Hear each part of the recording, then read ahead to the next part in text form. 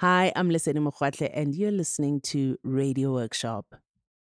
The internet can be a harsh place. Think trolls, those strangers who hide behind their computer screens and go out of their way to blow up a comment thread by being cruel and disruptive. And sometimes abuse that starts online can turn into real life harassment and cause even more harm, especially if you live in a small community where there's no such thing as being anonymous. That's why our next story surprised us. Growing up in Pietermaritzburg, South Africa, Noks Simelane never really felt safe to speak about his gender dysphoria, but when he did it on YouTube. This is our second story about allyship, and this time, the unexpected ally was the internet. When I was young, I'm 24 now, but back when I was young, around 7 years old, childhood me was trying to tell me something. And it's not like I put too much thought into it or anything. But one day, I just decided to pee standing up. As a girl, I was told to sit, obviously. But that day, I wanted to stand. And so I did. I went into the bathroom, locked the door, and I gave it my best shot. 50% of it ran down my legs, some of it went to the toilets, and the rest was on the seat. It was embarrassing. It ended up on my pants, my underwear. It was just a total mess. It's obvious now that childhood me was trying to tell me something, but I guess I was just really too young to connect the dots back then. Things only really fell into place for me at 13. For 13-year-old me, YouTube was the beginning of everything.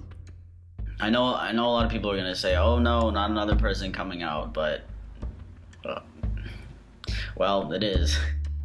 As a young teen, YouTube opened up my world.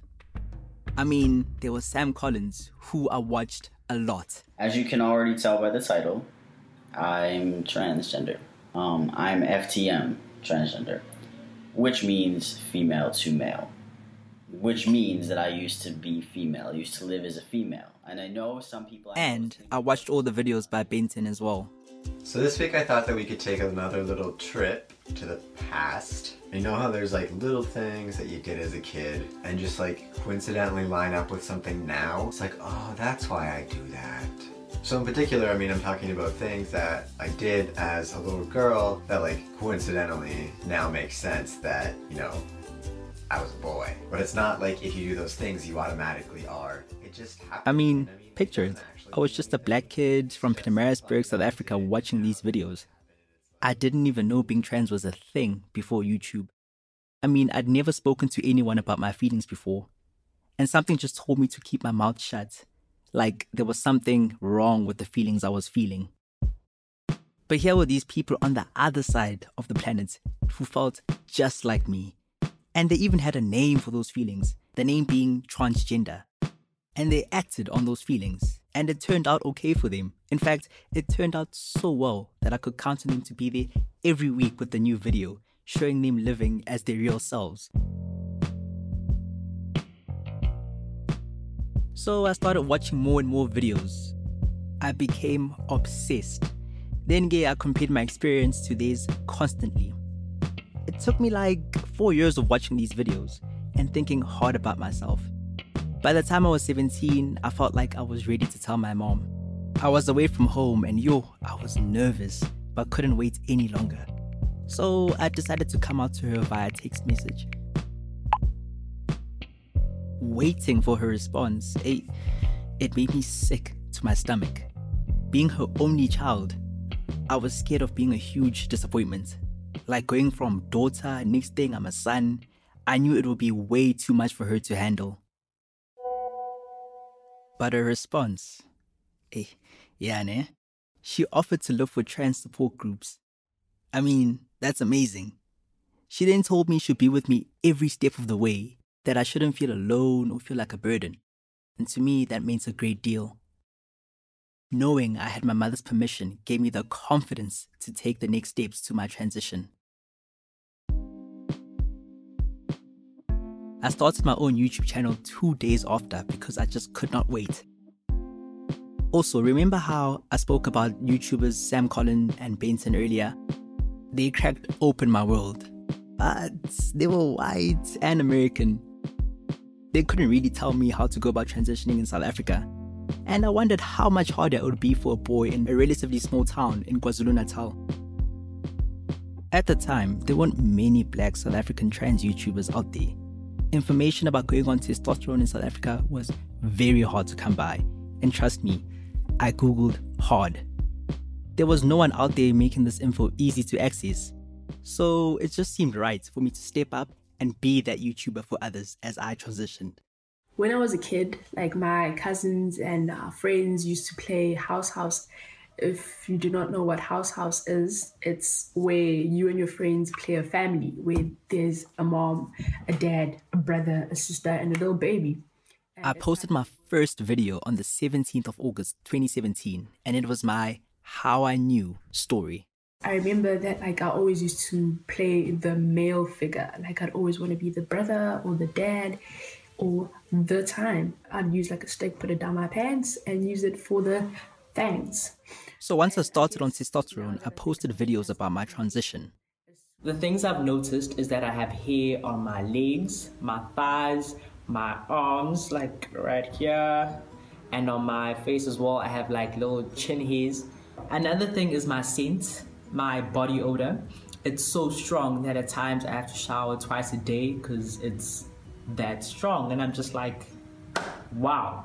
And at times my body's just my babes, it's time. My voice as well, at times it's high pitched, at times it's deep, so I do not know what's happening. It's annoying, it's very annoying. One of my most popular videos was a step-by-step guide on how to transition in South Africa. Next step. Okay, next step is you go see a psychologist. A psychologist that is LGBTI friendly, and they are educated about these things, and they are aware, and they know. Yo, making those videos, I had a lot of emotions. Fear, excitement, sadness. You may wonder why I felt sad. I mean, coming out on YouTube was a big move. Everyone would find out. And I knew they wouldn't all accept me. I would lose a lot of people.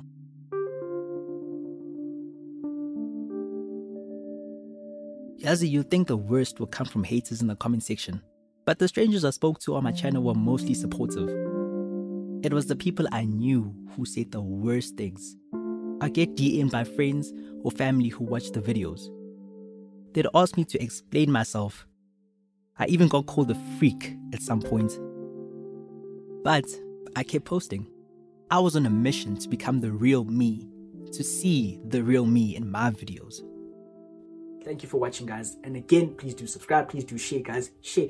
Literally just share. Especially on Facebook, all you have to do is click. And it's share now, and you're yes, babes, that is it. But I understand if you have family who is what is this? Okay, I understand. Then please share on your WhatsApp, because I'm pretty sure you blocked the family. So please do that. My videos are a kind of mirror for me. I rewatch them from time to time because I like to see how far I've come in my transition. But sometimes I look at myself and I think, I'm not man enough. And it bothers me.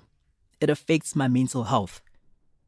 Honestly, the thing that bothers me the most is that I cannot have a family, naturally. I won't be able to impregnate the future mother of my kids. These aren't thoughts I like to share on my YouTube channel much. I don't want to seem ungrateful, I guess. I just don't want to be seen as someone who isn't fulfilled. I mean, I use he, him pronouns, I pass. What have I got to complain about, right? But yeah, everything about being trans feels so medical sometimes. I mean, I have to keep taking injections of testosterone, and then there's top surgery and bottom surgery. Some days, it sucks. I keep turning on that camera because I know my channel is helping a lot of people out there. I'm just here to update you guys on what's how I've been feeling and what's not what's been happening, but yeah, what's happening. This one time I got a comment that really sticks with me. Let me read it to you. I can't believe I finally found a fellow South African trans man on YouTube. I feel like crying, bro. And here's another one. It's amazing hearing someone with my accent talking about the stuff I think about all day. I wish this community would grow more. Yeah, I love you guys. I've never told you guys that, but I do. I mean, I even got a comment from a trans YouTuber in Jamaica saying, Keep doing what you're doing. I love the realness, man. Hey, it's feedback like that. Yeah, it just makes it all worth it.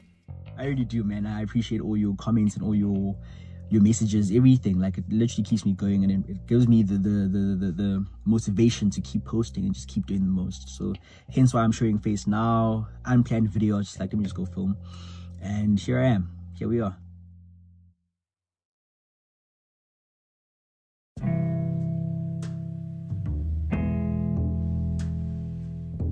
You can still find Noks on YouTube, although he posts to TikTok more often these days. We asked him if he felt it was still necessary to be on social media to help other queer youth. And he said it's 50-50. Even though things on YouTube have slowed down, he still gets messages from people saying his channel changed their lives. But things are moving quickly. Trans kids younger than him are living more freely. They don't feel the need to explain themselves to the world like he did. Coming out online could have gone much worse for him, but he always knew he was willing to take the hits if it meant he was paving the way for the next generation to live more unapologetically.